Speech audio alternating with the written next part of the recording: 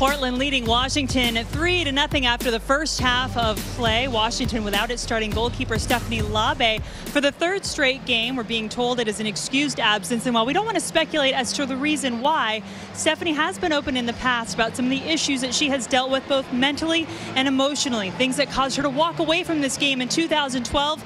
And in a very emotional interview here, she talks about what it took to get her back to this game and to get Canada back to the bronze medal in Rio last summer.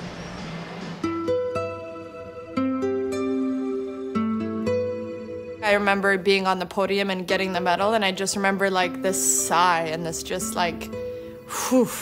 It's just this feeling that it was all worth it, and that it was this accumulation of all of this pain, all of these obstacles you've gone through, sacrifices you've made.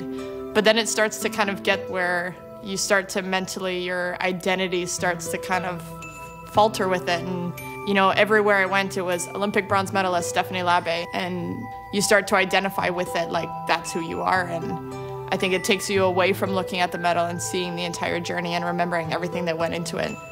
You're identified by that one moment.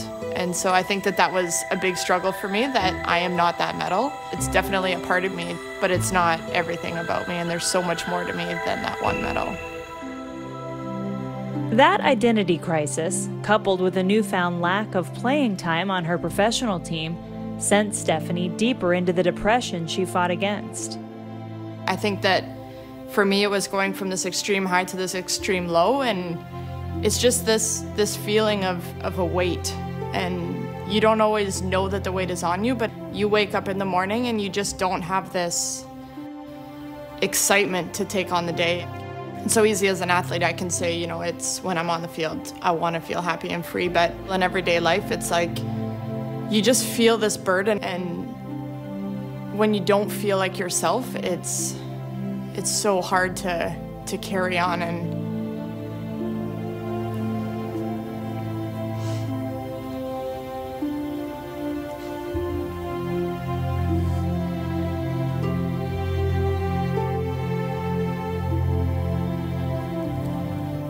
it's just like, you just don't feel like yourself. I'm a very social person, and I love connecting with people. And when you're in those spaces and people are asking me, do you want to go out for dinner? Do you want to go out and do these social things? And when you don't feel the energy to do that, it's really difficult, because you know that that's who you are. Stephanie outwardly searched for a way to manage her sadness. Then she looked inside and found her answer in yoga. I just got to this point where I didn't want anyone else to be able to affect how I felt about myself. And I had stopped worrying about what others thought of me. I had stopped worrying about what the coaches were thinking. I had stopped worrying about playing time. And I just felt that I was exhausting my energy to all these external resources instead of like doing things to give myself energy. And yoga's really trained me to be present and to be in the moment. When I come into the yoga studio, it's me making a decision to take time for myself and to do something for myself. As much as I go to the gym or I go on the soccer field to train my body, I need to train my mind as well. And that's where I use yoga and meditation, is to really train my brain. Stephanie has found clarity in the ebbs and flows of her journey by understanding and embracing them. I'm not fully in my best self, but I'm where I'm supposed to be. And I'm very confident in that, and I'm able to be happy with that and not punish myself or identify myself with the negative times, but really just identify myself with who I am and really be proud to be Stephanie Labe and be who I am on this day. Our thanks to Stephanie for sharing that story with us. And I want to reemphasize that we do not know the reason for her excused absence, but whatever Steph Labe is going through, we wish her the very best. Hope to see her back out on a soccer field very soon. At the moment, the Portland Thorns leading Stephanie's Washington Spirit 3-0 at the half. Welcome back to the NWSL on Lifetime. It is 3-0 Portland at the half. Goals from Nadia Nadim and Christine Sinclair 3 minutes apart. Then Emily Sonnet with her third of the season, giving the Thorns a 3-0 lead.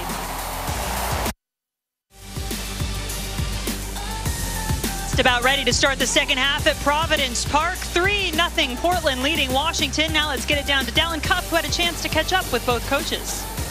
Thanks a lot, Jen. Let's start with Washington and the team behind, their team trying to come back. Jim Gabarra was very clear that this is kind of a microcosm of their season. The first 20 minutes, thought they were excellent, dominated the game, did exactly what they wanted to do, had a couple bad plays, a couple bad breaks. Now they're down 3-0. So his message to his team is to win the next 45, take pride in what we're doing. We're trying to build something here. This 45 is important to them going forward. For Portland, Mark Parsons, very simple. Do not let them back in this game. They have individual talent. Do not let that show out. Do all the little things offensively and defensively. Calm in the final third, finish, walk away with 3 points.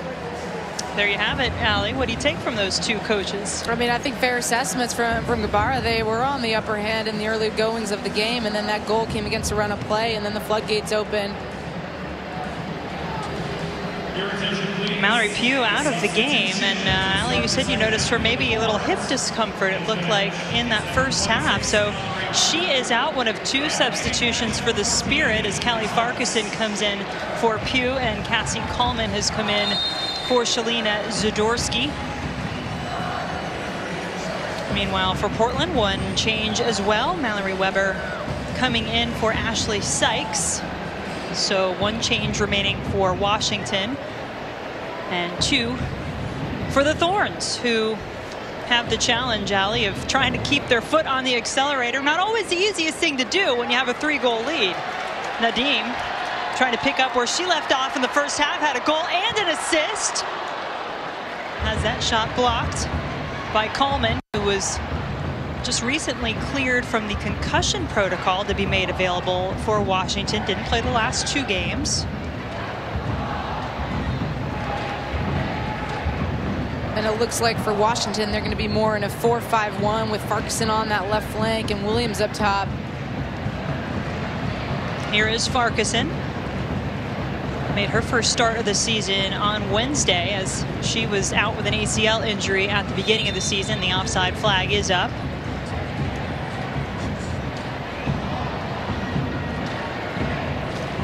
Substitution to begin the second half for Washington. And a good look at Haran, who was involved in a challenge just moments ago. And here it is. She's going to that ball. It was a little bit in front. Looks like Maggie Doherty-Howard maybe clips her there from behind. Franch will take the kick, and those 3 goals in the first half for Portland, the first time since May 21st, 2016. The Thorns put up 3 in the first half of a match. That one also happened to be against the Washington Spirit.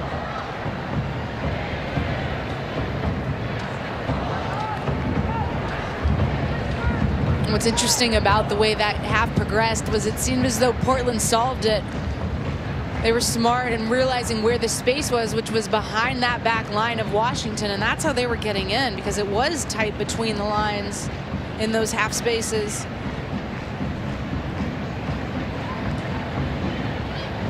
Didasco gets it up to Benini. Salon. Pinball action as it winds up at the feet of Henri.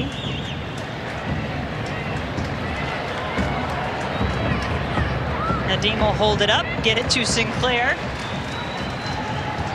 Allie Long, a pretty easy call that time for the assistant referee. She's got to work on that timing. You can't blame her though, can you? Rarely finds herself in these moments. She's got to run along that line a little bit longer. But how about Sinclair and Nadim solving that pressure initially to get Portland into that attacking third? Just really well done.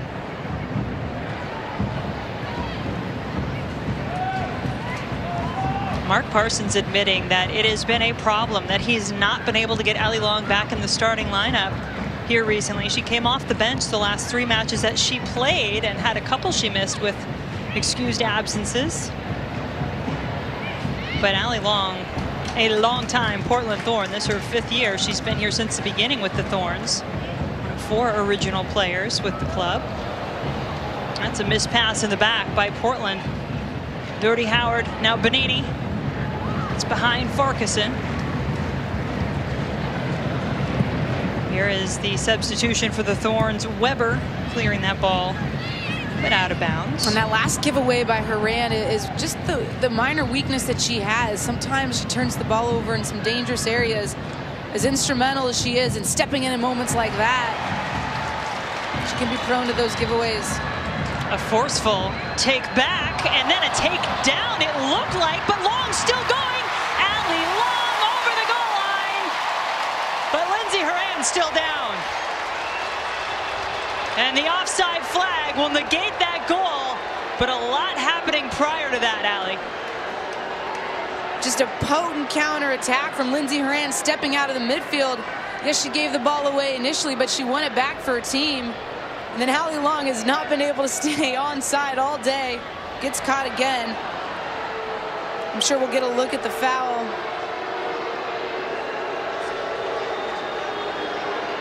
Or at least the challenge on Horan. And here she is. I mean, just reads it. It's well scripted, and she sees it all day long. Steps up. Now she's got the momentum to beat the lines, and that's where she's so good. But Bonini coming in behind. Perhaps just a little bit of frustration with that late challenge. And then Allie Long is just frustrated with herself because the timing was off and she cannot buy one. So many times with those front runners, we saw it with Nadine, with Sinclair. Their timing has been extremely good in that first half, staying on side. Well, Allie Long is just trying to figure it out. I mean, getting in tune with your center mids is something she's not used to when she's trying to break the line.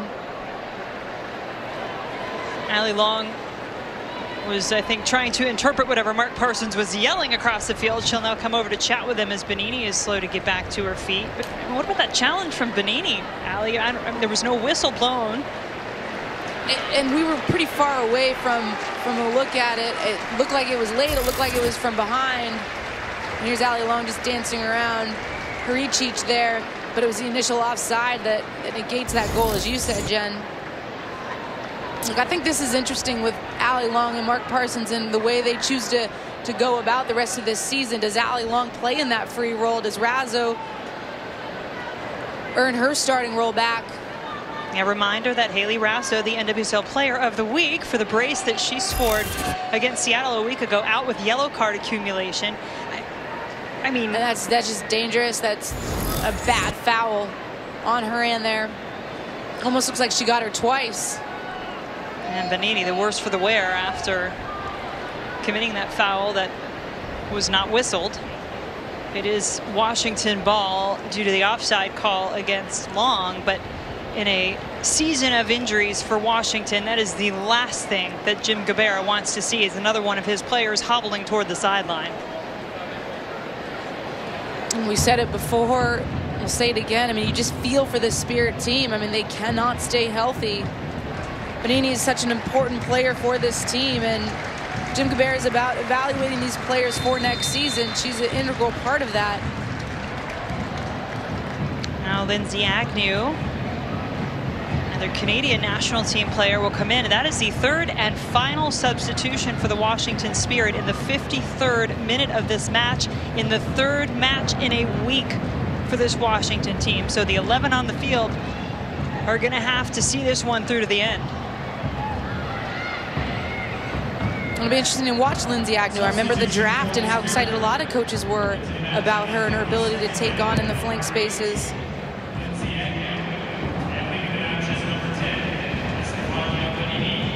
There is Agnew. Just her 5th appearance of the season, Allie.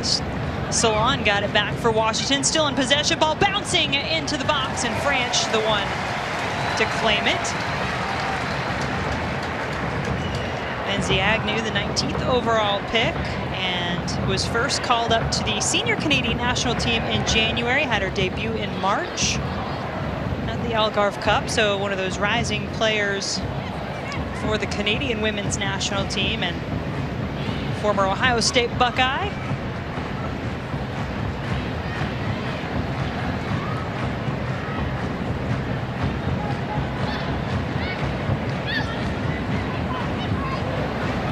Dallin, we've been talking about all of the injuries that Washington has suffered this season. I know you called their match on Wednesday against North Carolina where the injury bug definitely hit.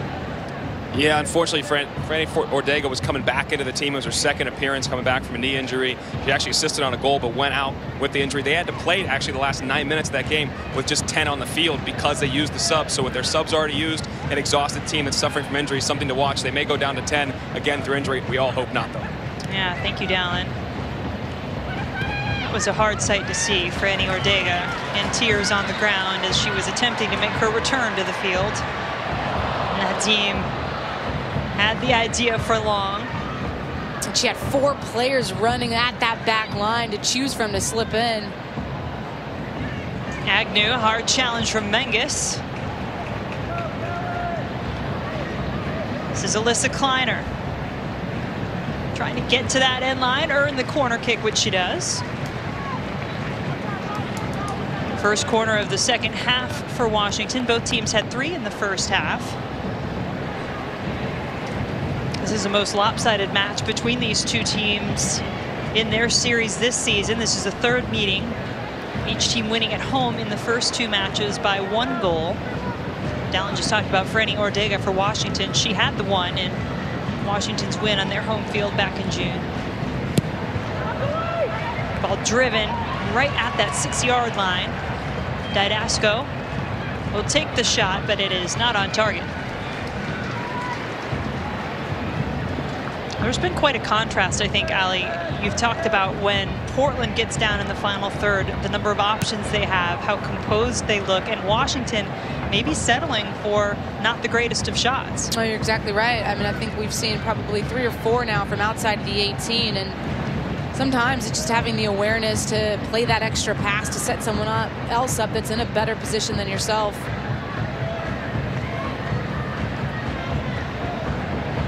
When you're tired, your legs are fatigued, you're playing in your 3rd game in 8 days, sometimes the brain goes first. Haran, crafty little touch to get to Sinclair. Nadim not able to get in the end that one, and the ice bag has been all too busy for the Washington Spirit training staff this season. That was Stefania Benini with the ice on her knee. Argentinian international. How about that work there from Sinclair? 3 players closing her down. She dances out of it. Can't stress enough how important her role has changed over the season, dropping into that deeper mid role, or high mid, I should say, deeper into the mid for herself. And her ability to solve the play between the lines. It's so important for the way this team plays. She draws players to her to allow that expansive shape then to take place. Is there one feature in particular maybe for you, for Christine Sinclair, who we've had the pleasure of watching both in the professional level here in the United States and also in the international scene, that sets her apart? That's a great question. I think it's changed over the years. I mean, back with Canada when she was their main potent striker, it was about her taking the game on her shoulders, taking players on, beating the lines, scoring spectacular highlight reel goals because she didn't have the players around her. Now it's about setting up other players. It's making those late runs out of mid, so it's her intelligence that is now lifting her to a level beyond a lot of her peers at this point. But before, it was a combination of her strength, her power, and her awareness. I thought it was rather incredible, actually, going back over the stats, that Christine Sinclair actually doesn't have any assists credited to her this season. As much of a playmaker as she has been, I guess she just hasn't had that last ball to set up the goal. I am a fan of the 2nd assist, and it has to be, should be documented in the game of soccer, because so many times it's that 2nd ball that sets someone up, as we take a look at the little nick on. That's Henri. Far side.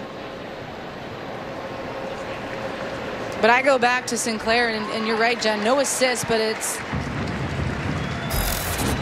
those previous passes that set up goals, that play players into space, and there she is dancing. Like I said, 3 players close down on her. She solves that pressure. I mean, there's not a lot you can do if you're Washington and players can get out of that. It's not for lack of defensive pressure. It's just for brilliant attacking. Christine Sinclair, the 2016 Canada Women's Player of the Year, as she led her country to bronze in Rio, 2nd bronze medal after they also had their first ever medal in women's international soccer in the 2012 Olympics in London. And I think we all know too well, perhaps Team Canada should have beat Team USA in those matches, or that match, excuse me, in the semis.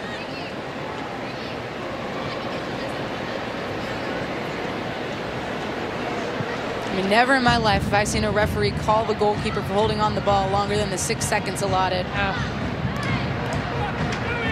That was certainly an odd call in that match, and one that Canada will not soon forget.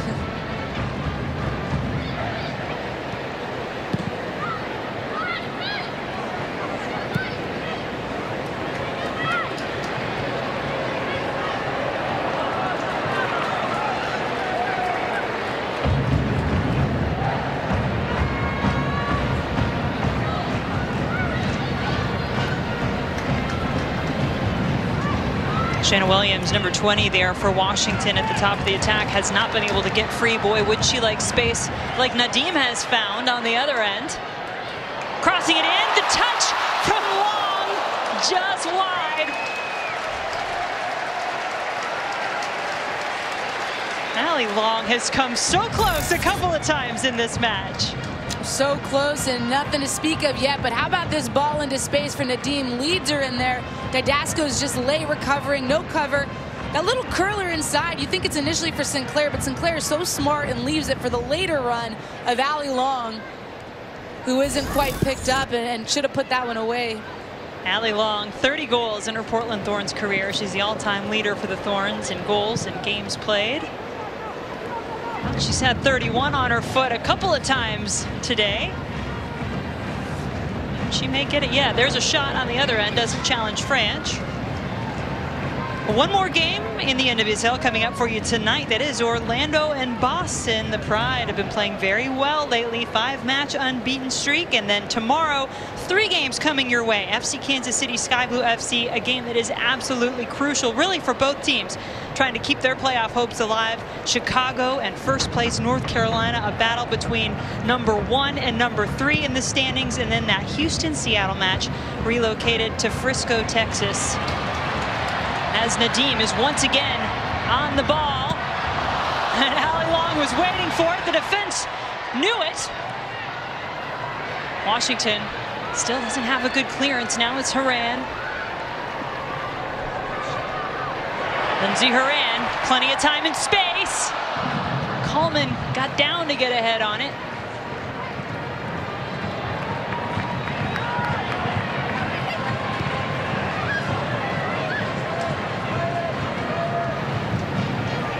Huster picking out Callie Farquharson on the other side. She'll take the throw for Washington.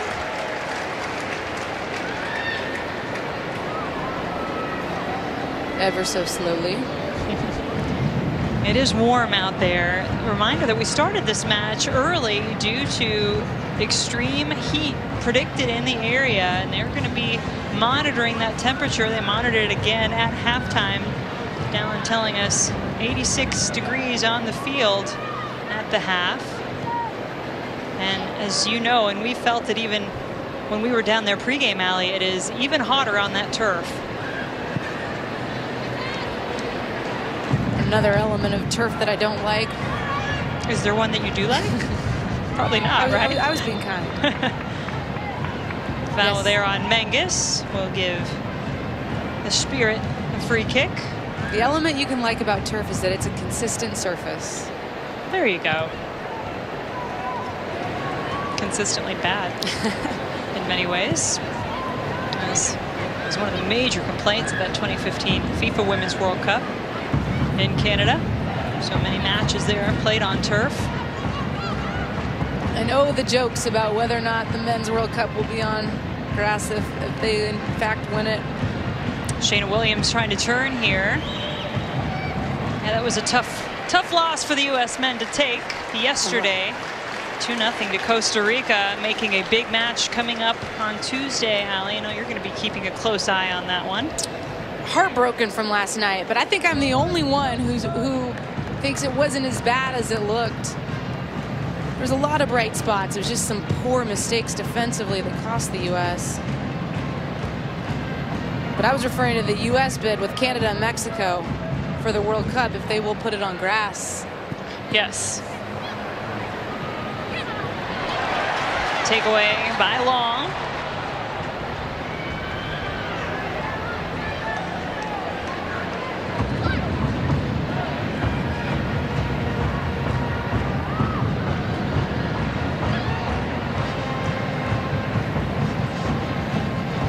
One thing you have to say about this Washington team, and they talked about it, Jim Gobert talked about it when we spoke with him this week, that it has been a rough season. 4-12-4, just one win in their last 10.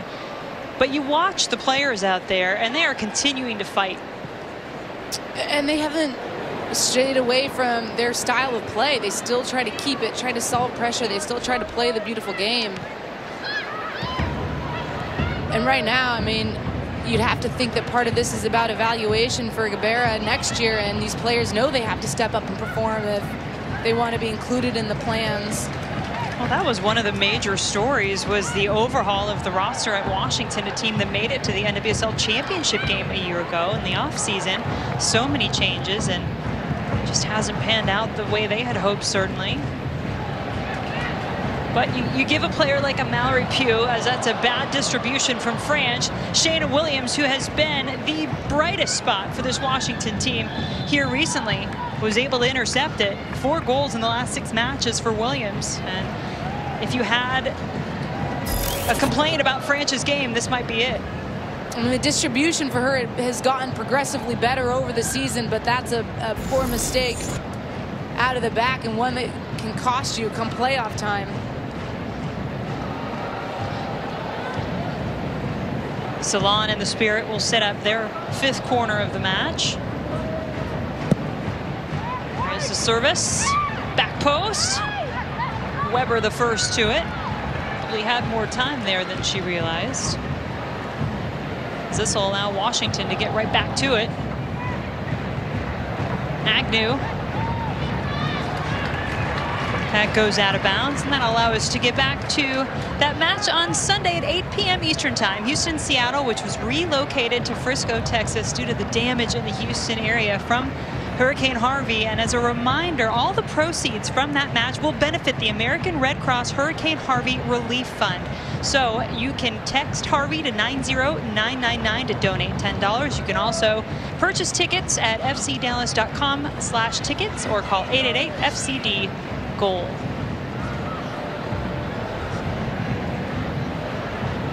Portland Thorns trying to make their push toward the playoffs as they are in 2nd place at the moment in the standings, behind North Carolina, leading 3-0 over the Washington Spirit, trying to pick up their 6th straight win here at Providence Park. Jen Hildreth, Allie Wagner, Dallin Cuff, and our entire NWSL on Lifetime crew, pleased to have you with us.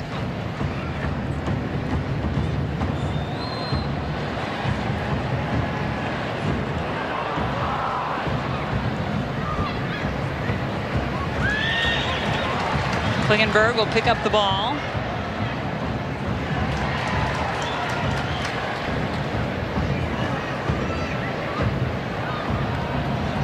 Sonnet, her touch lets her down, but the recovery helps her out.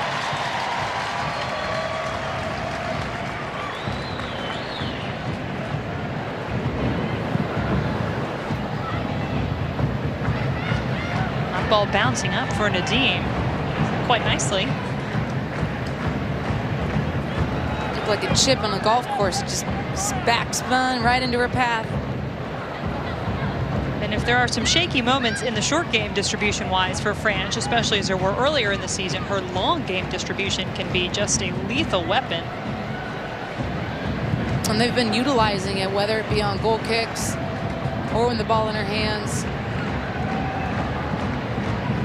Nadim will turn and face the goal.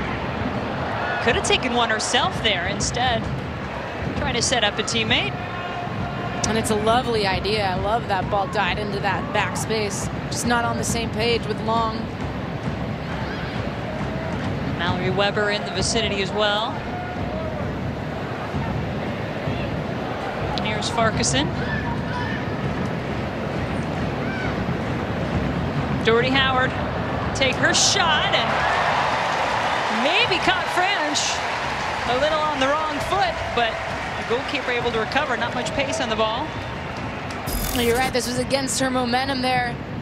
As Doherty Howard takes that touch, she swings it back against Franch's momentum, but Franch has it easily covered. Again, just relying on those outside of the box shots right now from the Washington Spirit side. Offside against the Thorns.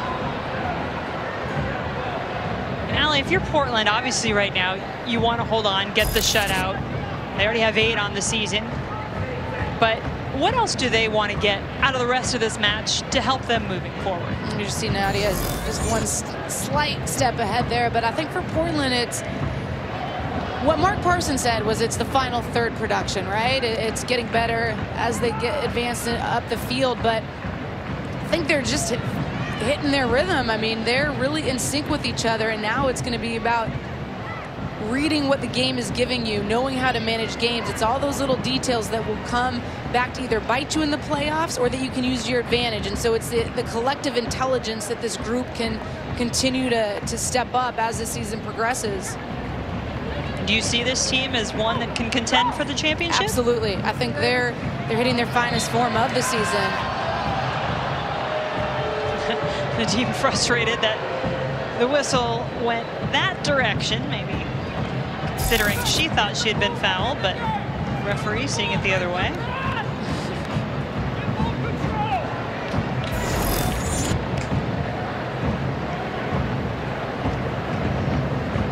Nadia Nadim, what an experience she had with Denmark going to its first ever final in the European Championship. Unable to come up with the win, but what a run.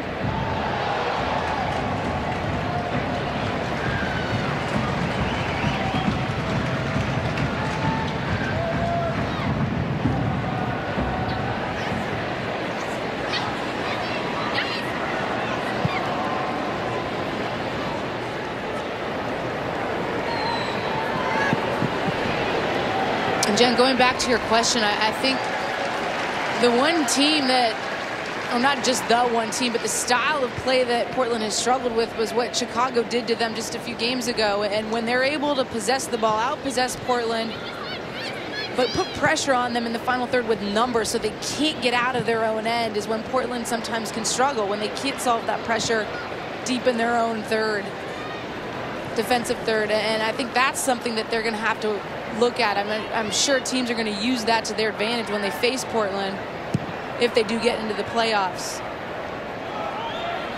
Because today Washington's put good pressure on them, but they just haven't had the numbers to sustain it in the final third.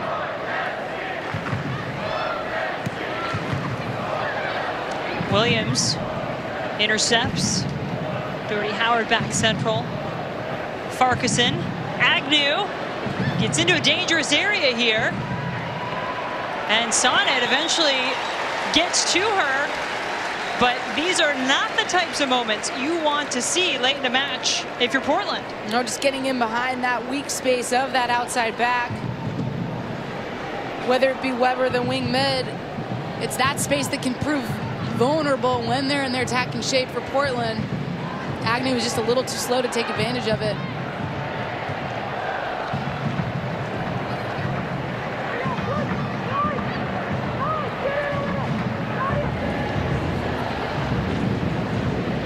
Consistency was the word that Jim Gabera used to describe that back line for Portland, both in the personnel and just the way that they have played most of the season. It's why they've conceded just 19 goals, just second best in the league. But consistency also means staying focused for the full 90. Here is Agnew, touches it over to Williams, her shot, not much of one. And it just happened again with Mallory Weber stepping to that ball on the outside and leaving that little space vulnerable in behind. But Portland does well to solve it. Get pressure over there.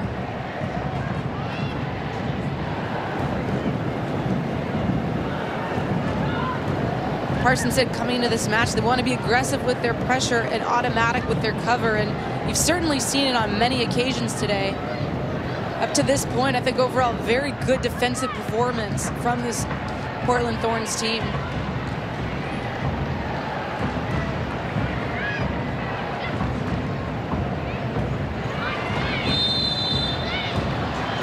It's going to be a foul against Lindsey Horan. Has to be careful. She is on 4 yellows, and the yellow card accumulation, once you reach 5, you have to miss the next match. Now that will reset come the postseason, but still something Horan has to be aware of.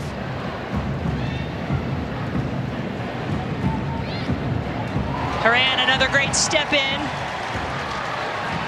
Has Nadim to her left, gets it to her.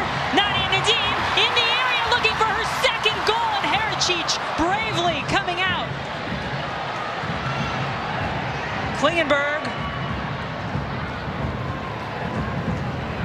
Goalkeepers may have nightmares about that scenario right there, but Hericic did well. Klingenberg.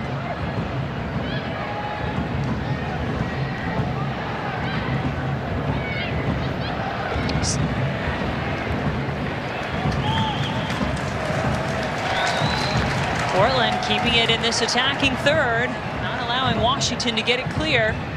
Nadim maybe thought she was staring down goal number 2 just a few moments ago in this match. Nadim had the first one of the afternoon in the 22nd minute. Rebound off of her own penalty kick, which was saved by Hericic.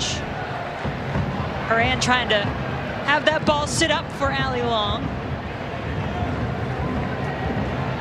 In case you missed it earlier, Didi Hericic in goal for the Washington Spirit. Stephanie Labe excused absence. Nadia Nadim with a great look a few moments ago and a fantastic story. We'll tell you about it when we come back. Portland leading 3-0 as we go to hydration break.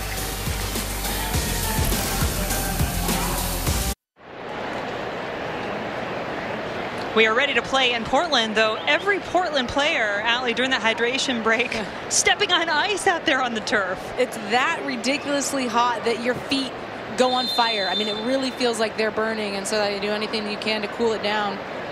We were talking about the pleasures of turf, weren't we, Jen? I know that is one of them, that extreme heat. And the fans in the stands don't seem to mind. 19,141 on hand for this one. Second highest attendance mark of the season for the Thorns. They always come out to support their team so well and make it such an incredible atmosphere here at Providence Park.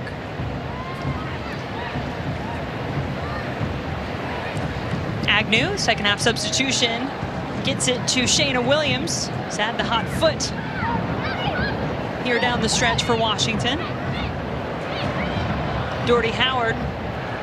How many of those have we seen? Just deflected shots or off-balance shots where Washington just not able to get everything behind it that they would like. The discrepancy in the chances that Portland is getting versus the ones that Washington Spirit are getting, it's pretty blatantly obvious, and it's getting into those spaces, setting your players up with more time and space, and you're just seeing a big disparity in that final third between the two teams at this point.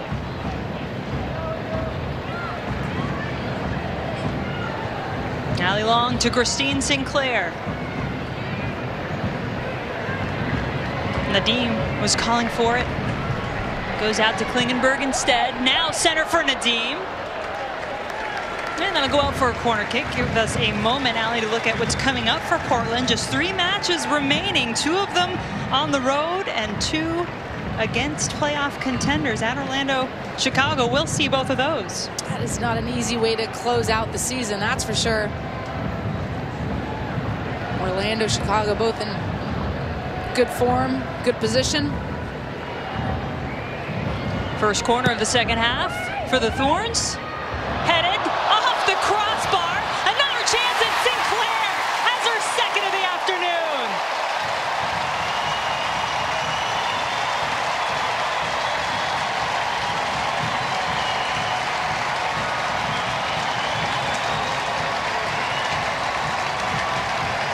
Well, I don't know if this one officially counts as a corner kick goal, but they had 0 coming into this match. This is a nice ball again, served in. And the initial header looks like it may be long. The deflection is just bouncing around, and then Sinclair jumps on it. And it is Long falling back. You've got the post players there, but the post does the work in this situation. And then Sinclair gets the walk-in touch. Hericic left in no man's land a bit. And there you go, 2 goals today created off corners for Portland. 2 goals created off of corners, 2 for Christine Sinclair. She now has 7 on the season. And Portland just rolling right along. Mark Parsons saying, I don't know whether you want to call it a freight truck or a steam train or whatever it is, but whatever it is, we want to keep it going. And They've sure looked like they've been doing that, though, thus far. Nadia Nadim should receive a warm round of applause from the fans here at Providence Park for her efforts. And I am a little surprised that Parsons didn't make these substitutions earlier. When you're sitting up 3-0, 80 minutes in, give your players some rest. We'll look to see Savannah Jordan.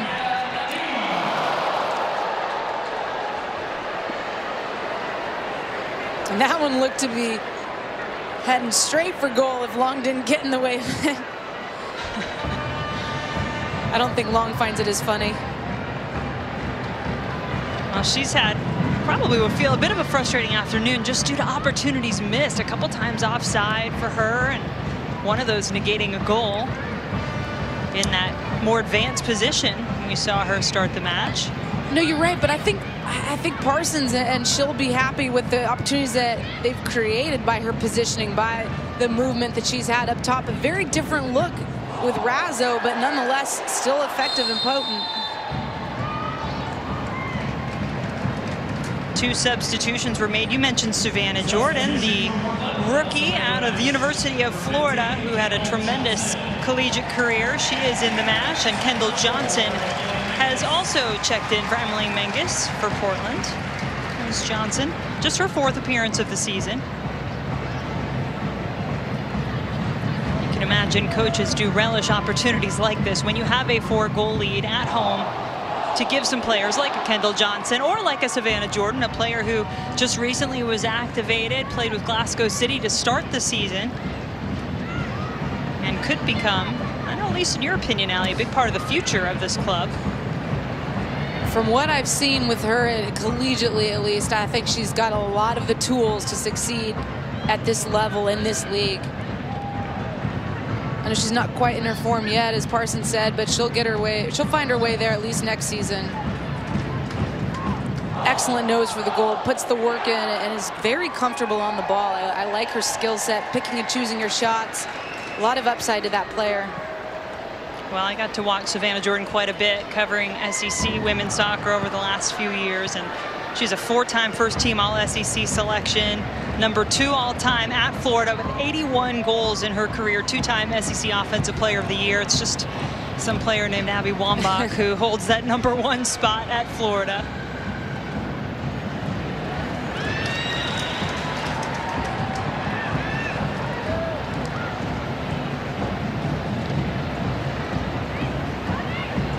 Moran, another one of those players like Christine Sinclair, who has rarely left the field this season for Portland. She gets it to Jordan. And Menges getting her first minutes on the bench this season. Yeah, that's true. Jordan deciding not to make a run for that one. Both Menges and Sonnet along that back line up to that substitution had played every minute for the Thorns this season. And that's certainly a luxury for a team to keep those two. Your center back pairing on the field at all times. Jordan just lurking around those back 2. Tantalizing ball from Hericic.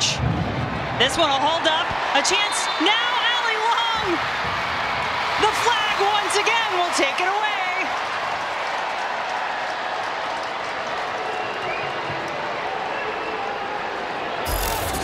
And at this point, Long just has to not cut it so close. I mean, she's yards off there, but the awareness just hasn't been there for her today.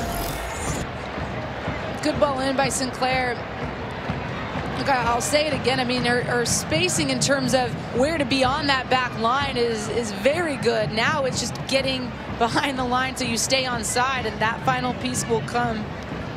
6th time in this match that Allie Long has been caught offside. That flag, her nemesis. On a little tango going on along the sideline there between Haran and Salon.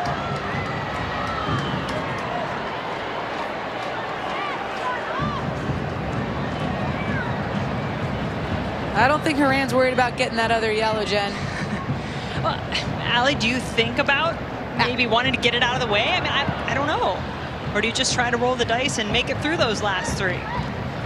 No, I mean, I think you want to be on the field with. There's no advantage of her for getting it out of the way if they reset come playoff time. ball switching across. We know how important home field advantage is, especially for this team. So these games are very important down the stretch. Portland with a chance to clinch a playoff spot, as this shot will go far post for Sinclair. If they get the win and Sky Blue FC loses or draws tomorrow against Kansas City, Portland is in. They'll join the North Carolina Courage with a chance to clinch a home playoff spot tomorrow. So a lot on the line, as you said, as we head down the stretch.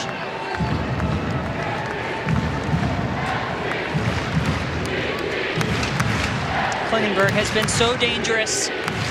2 of her corner kicks in this match have resulted in goals for the Thorns. Does she have another one in her pocket? Play it short. Reynolds, plenty of time. Headed toward Hericic.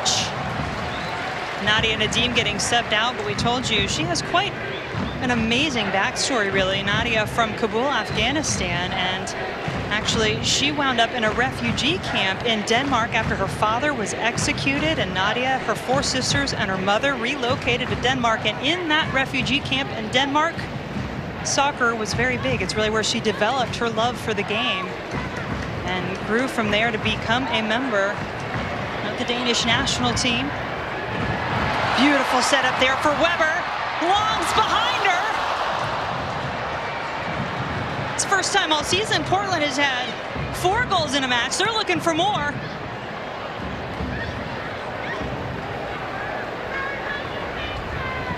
When you talk about end of the match tactics, it all goes out the window when you're sitting up 4-0. You get to push on for more. Players love that. You don't have to kill a game.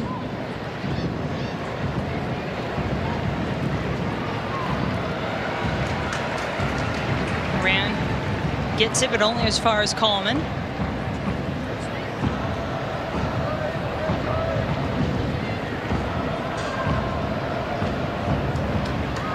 Reynolds there defensively. And, you know, Allie, we were talking about the Lindsay Horan. The reason I asked you the question, okay, so she's got 4 yellows. She gets 1 more. She has to sit out a match. Coming up next for Portland is a match at Boston, a team that's already been eliminated. It's bottom of the table.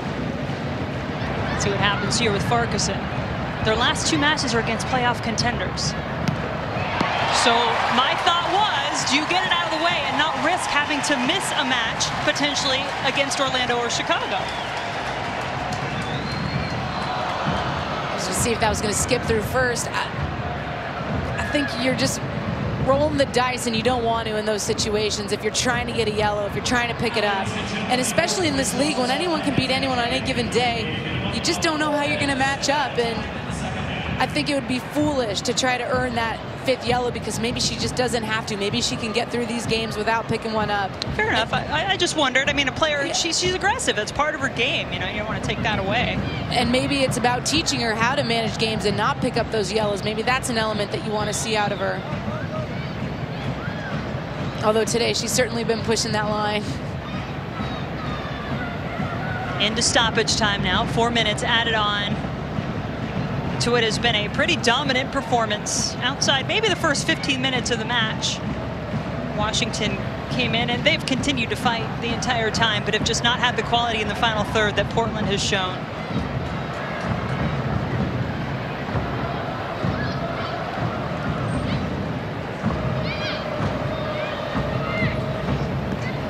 I know Jim Gabarra talked about winning this half. Well, they haven't been able to do that either.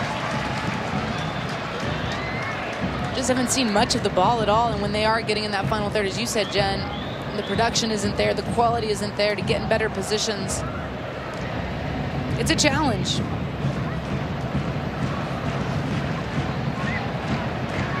What do you take away from this performance from the Thorns here this afternoon? Comprehensive. I mean, besides perhaps one poor giveaway from Franch at the back, I mean, they've looked very solid defensively as a team, and then individually the 1v1's been very good. Offensively, they're on the same page. They're clicking, they're firing. I mean, you see rhythm and movement off the ball that is opening up the opponent, and the decisions where to go when, it has been pretty right on. It's a glowing review for me for this Portland Thorns team today, even if they hadn't scored all those 4 goals. Portland trying to work on their 9th shutout of the season.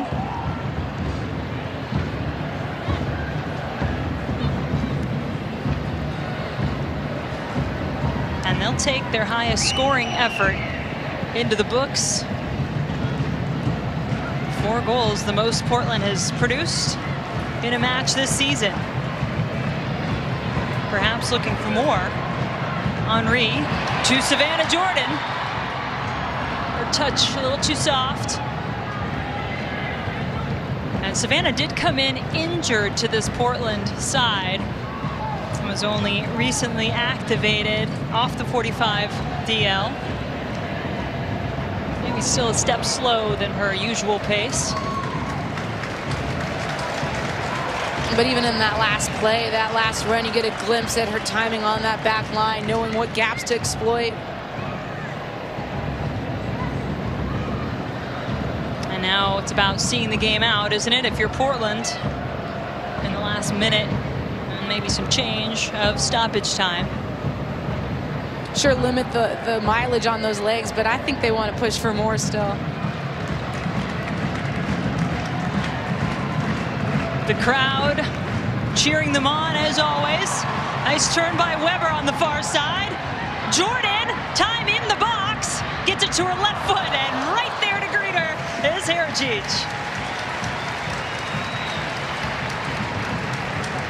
Be sure to stick around. Have a post-game show coming up for you here from Providence Park. We're going to put Dallin Cup to work down there, getting some interviews post-game. Allie and I will take a look, little big picture as well, at some of the playoff contenders.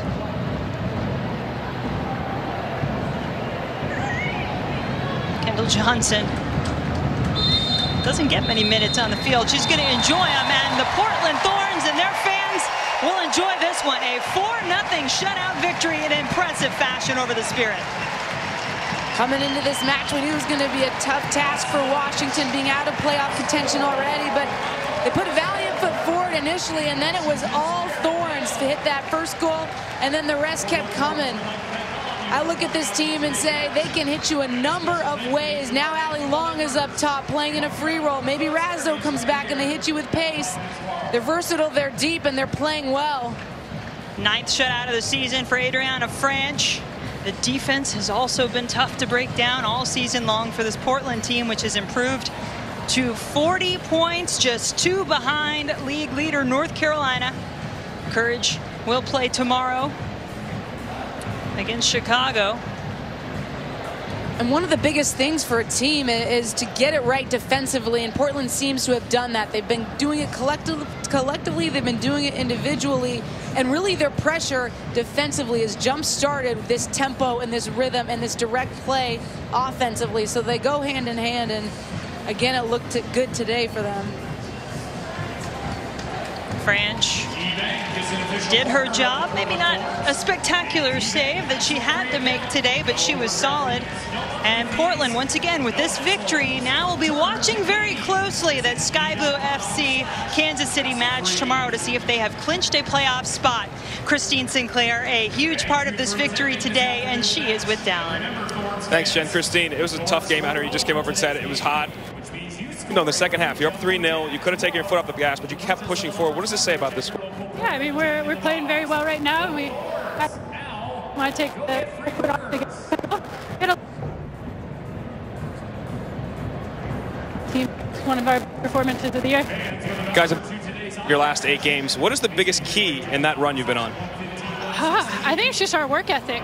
I think in the middle of the season when we had our little lull, we stopped working for each other. And that's been our focus. Just put in the work and the results will come. How do you get that back? It's not easy just to start to flip a switch. How did you get that back, that work ethic? I think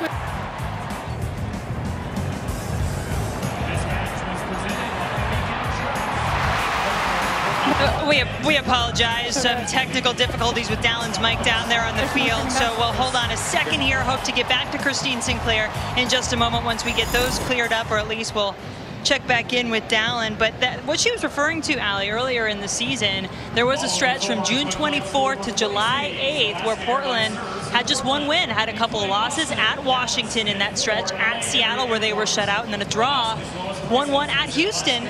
But since that time, they've come back just one loss since that draw against Houston July 8th. Yeah, and it wasn't even just that moment where they couldn't pick up points along the way. It was the way they were doing it. It was the way they were playing that I think the players were left uninspired and the audience was left uninspired. And really the work ethic piece has been pivotal in their turnaround. I talked about it. It was hunting the ball defensively, and now they're bringing that energy, enthusiasm, and more up-tempo style offensively, and they're benefiting. Christine Sinclair had a couple of goals today, bringing her total to 7 for the season. Nadia Nadim got the scoring started in the 22nd minute. 3 goals in the first half. First time this season Portland had done that. 4 goals in the game. First time all season they'd done that. So continuing to have things clicking and finding that rhythm. You want to be hitting your peak and your stride as you head toward the postseason. And getting your goal scorers scoring, as Sinclair you see there is one of them.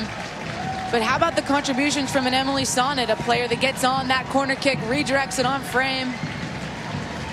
With just a lot of production coming from different players. One of those players, certainly Nadia Nadim, and now she's with Dallin. Thanks, Jen. Nadia, you're coming into this team right now after you had a little bit of a break. Went to Euros, had a great experience over there, but when you left, the team was struggling a little bit. When you came back, they've started to get on this run, and you've been part of that. What's the biggest difference you've seen in this team before the Euros and after? I mean, I think we started to play kind of differently, more direct, and the wingers are kind of more as strikers. And yeah, it's working so far. I mean, we created a lot of chances, also scored 4 goals today, so that was a good move by Mark. I'll ask you the same question I asked Christine. You've won 7 of 8 now. What is the key in this run you guys have had? I mean, the key is that the team's finally found how we wanted to play, and play, like, we have great players, and everyone is like kind of peaking at the right time. Yeah, and I hope we keep doing this to the playoffs. You told me earlier this year from the penalty spot you're ice cold, but I got to ask you, we've seen it before. We saw it in the Euros in the semifinals, in the penalty shootout. We saw it in the final Euros. You were 8 for 8 in the NWSL. You missed your first one here. Does that go in your head at all going forward? No, not at all. I mean, it was so hot today, so it was kind of hard to maintain ice cold. It was the heat. You guys are 9-1-1 now at home. You have the best home record in the league. You can clinch a playoff spot, depending upon some results today. But when you look forward, how much do you guys, or do you talk at all about getting home field advantage here? Yes, 100%. I mean, we love playing in front of our crowd. The fans are amazing, and obviously we want to bring the playoff games back to Portland. So, thanks a lot. Appreciate it. You gotta love that from Nadia. Ice cold in this heat. I can't do it, Dallin. I can't bring it. She's been so good from the penalty spot, but it's her production outside of it. And I do like what she said about the players recognizing that Mark changed their style, changed the way they want to play, and going up tempo, and they love it. That's how they felt leashed before. Now they're unleashed and they can go.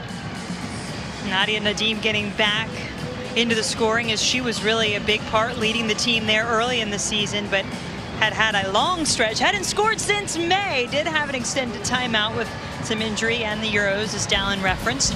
So here are our updated NWSL standings. North Carolina has already clinched their playoff spot. Portland hoping they have done the same, depending on the result tomorrow between FC Kansas City and Sky Blue FC.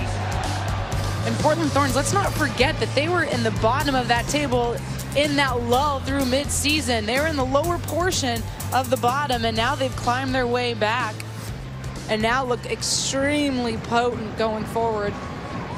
We'll have a chance to see this Portland team down the stretch. We showed you their upcoming schedule. We'll see them at Orlando and against Chicago. Certainly the Red Stars, another one of those teams to keep an eye on. You saw them tied in points with Orlando in the standings here. Allie, is what the Red Stars have coming up. And they have a difficult road ahead of them as well with the Portland matchup. Things will probably be solidified maybe by then, but also a North Carolina team tomorrow. I mean, those are tall orders. Kansas City, Houston, Kansas obviously still trying to fight.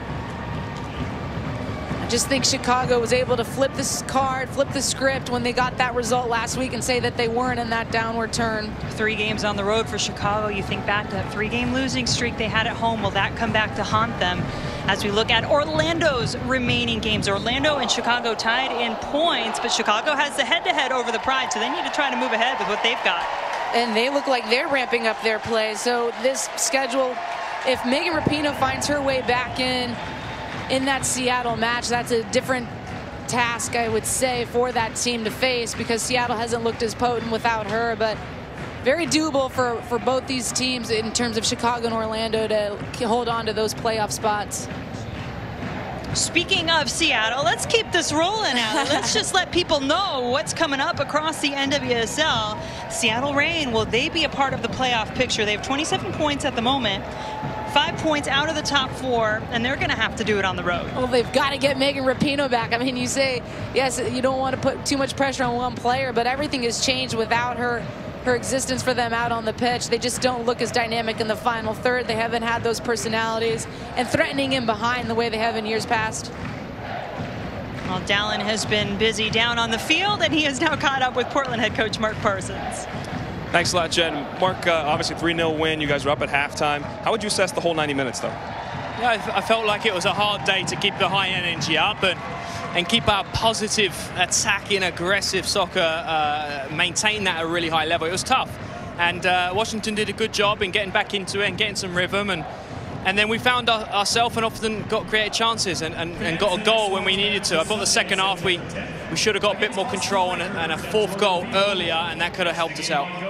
You told us during the week, one of the toughest parts of your job right now is having so much talent in the whole roster and getting just 11 on the field. How do you manage that going forward, given the performance your team just turned in today? I mean, what the positive is that everyone has to be at their best, and we've talked about in training, and we talked about that competition today. Like today at halftime, we talked about anything can happen. 3-0 up at halftime, we've learned that last few weeks. Anything can happen. And guys, who's going to drop off? If you drop off, you're giving me an easier decision next week. Keep the foot on the pedal, drive forward, keep being positive, keep doing the hard work it takes. I thought you saw that, a lot of physical energy being used by our lot, and now we got to take a good couple of days to recover. Thanks a lot, appreciate it. I mean, difficult assessment there from the coach. Come on, 4-0, you ran the table, you look good doing it, but hey, I guess if you want everything to be right heading into playoffs, there's the man to lead them. And Christine Sinclair, one of the women to lead them on the field. 30 career NWSL goals, now tying her with Allie Long for the most all-time for the Thorns. 4th all-time in the league. We'll be back with more from Providence Park after this.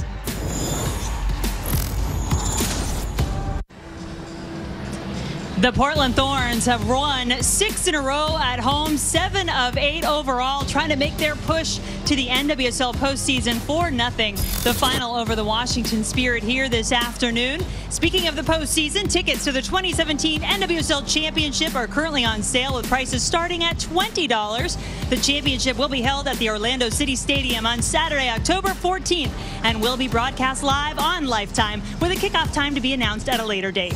For more information, log on to NWSLchampionship.com. Can't wait to get down there to Orlando. Will this Portland Thorns team be a part of that championship match? A big part of their win today was Megan Klingenberg, and she's with Dallin. Thanks a lot, Jen, here with Megan, as you just mentioned. How important was it for you guys to not just win this game, but keep a clean sheet, your 9th of the season? Yeah, we take a lot of pride in shutouts. We want to make sure that not only we're scoring goals, but we're not getting scored on, because if we don't get scored on, then the other team doesn't have the chance to win. I've asked the other players I've talked to. I talked to Sink, we talked to Nadia. I have to ask you the same thing. 7 of 8, you won the game, 1 in a row here. 7 of your last 8. What's the key to that in your mind? Oh, we love playing here. We practice on this field, and especially when they, wet it right before the game, the ball's moving fast. We love playing fast. We love the crowd. We love the atmosphere. So we want to make sure that we get a home playoff spot, and that's what we were playing for today. How much do you guys talk about that? Is that a common conversation with just the players in the locker room? Mark, obviously, we'll leave him out of it, but the players in the locker room, how much do you talk about that? Honestly, no. We mostly talk about just getting 3 points every time. We take it one game at a time. We know that our goal is to get a home playoff, but we know that we have to play every single game our best, or we might not be able to get that. Thanks a lot. Appreciate it. Thank you. Megan Klingenberg, the assist leader for this Portland Thorns team this season. A couple of her corner kicks today, Allie. Instrumental in getting the goals for her team. Let's take a look back at the highlights in this one. Portland putting up 3 goals in the first half. I mean, this was almost against the run of play here, but this slip ball in behind, it was that space in behind that was exploited all day long for Portland. Allie Long gets in, earns the penalty kick, and then Nadia, you think she's going to step up, hit it first time? No, she needs a rebound, but she still puts it away. As Dallin said, ice cold from that spot usually. Doesn't make a mistake on the second look, but here's Portland storming back down, getting in behind. That's Sinclair. I mean, she hasn't been able to finish a ton of her shots this year, but that touch, that finish, the half volley is sublime. And then how about this from Emily Sonnet, the redirection into that back post. Third goal of the season for Sonnet. And such a good corner kick whipped in by Klingenberg time and time again in this one too. Allie Long rises up to meet it. Washington unable to clear it, and then Sinclair just pounces on it, getting her second of the game. Little kiss to the fans, thank you much. Brace for Christine Sinclair. She has 30 all-time goals in the NWSL. That ties for 4th all-time, tied for 1st for this Portland Thorns organization, along with Allie Long. Well, Allie Wagner and I will be back to wrap this one up from Portland after the break. 4 goals and the 9th shutout of the season for the Portland Thorns, who win their 6th in a row at home. And as we head toward the postseason, Allie, what is it about this Portland Thorns team that makes them dangerous? It makes them special? Well, I think you have to start defensively first. I mean, I look at this Portland Thorns team and say they've kept it so tight defensively, and then collectively they're getting numbers back. There's initiative there. And then offensively, I go, okay, what's the difference with this Thorns team? Well, players are taking on, they're beating lines. They're saying, okay, we're not going to necessarily just try to pass it around methodically and solve it collectively. We're going to be smarter, and we're going to sense the spaces that are given, and we're going to take advantage of it. That's what's changed. That's why this team is good. Plenty of personality players, and they know how to solve it. And being able to adapt, as you said, a key component perhaps as you head down the stretch of the season and try to hit your stride. Well, next week we're going to have a chance to see Sydney Leroux and FC Kansas City as they host the 4th leading scorer in the league. Kristen Press has 10 goals, and she has put the Chicago Red Stars right in the middle of this playoff hunt. Coverage for that one begins at 3:30 Eastern, 12:30 Pacific. Our final here from Providence Park, Thorns 4, Spirit 0. For Allie Wagner and Dallin Cuff, I'm Jen Hildreth saying so long from Portland.